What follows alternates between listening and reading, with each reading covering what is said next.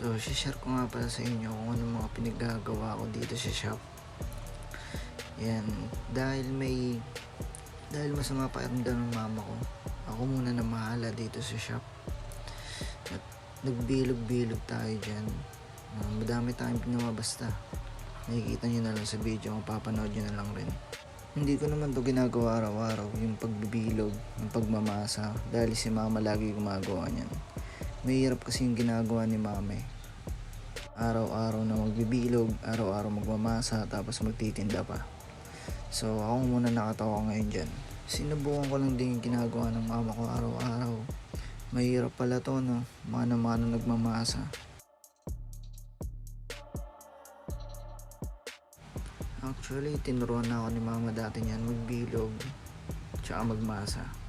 Kaya lang, syempre, tamad tayong tao. Kaya ayun, sinusunod ko lang naman yan. Ayun, nagawa naman natin kahit papaano. Nagbunga naman.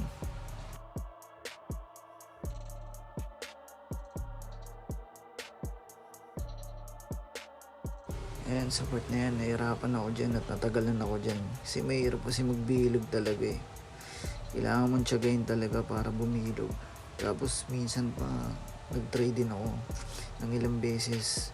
Nakakabuo naman akong bilog kaso pag manipis, hindi siya umaalsa.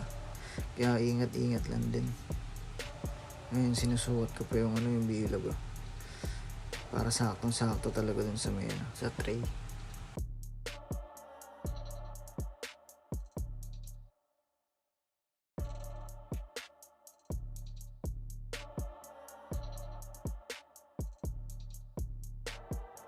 Yan, yung ginagawa ko dun sa part na yung inuunat-unat ko para hindi lampas-lampas, para pag ginupit natin, pantay-pantay, maging bilog talaga siya.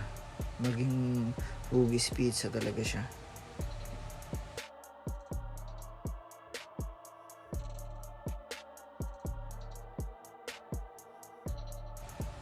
Yan, guguntingin natin yung gilid-gilid para maayos tignan, para malinis tignan.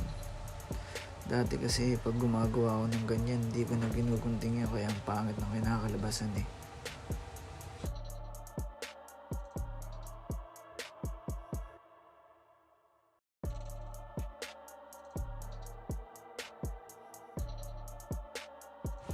Yan, so ito na yung finished product natin. Tapos gumawa tayong maliit na dough. Yan, kung nakita nyo yung maliit na dough, yung natira yan sa ginunting. Yan, lalagay na natin sa oven. Bigla nga din pala ako gumawa ng order. Bigla ang umorder niyan. Order niyan bacon and ham. Solid sa cheese, diba? Ano pang inaantay nyo? Try nyo na dito sa shop namin sa Cheetos Tacos and Pizza. Nilalagyan na natin ng ham yan.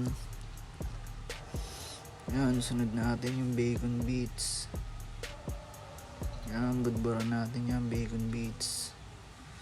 Ang sarap kaya ng flavor ng bacon bits namin, yung lasa, smoky yung flavor. Ayan na, nilabas na. Solid, daming cheese. Ito pa pala yung lasagna. Sobrang solid yung ma-cheesy. Pinaka favorite ng mga tao yung lasagna tsaka pizza. So ayan, ginagawa na natin yung maliit na pizza. Ayan, tamang trippings para hindi sayang. Yung dalawang cheese pa yung nilalagay namin para solid talaga.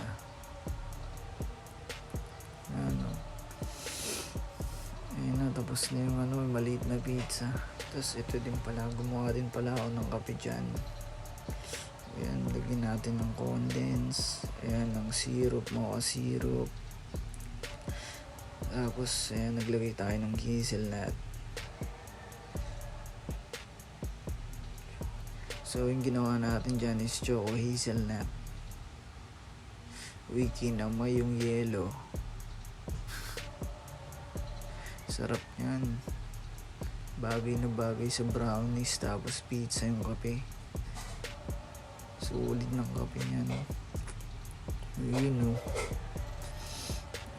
Wow,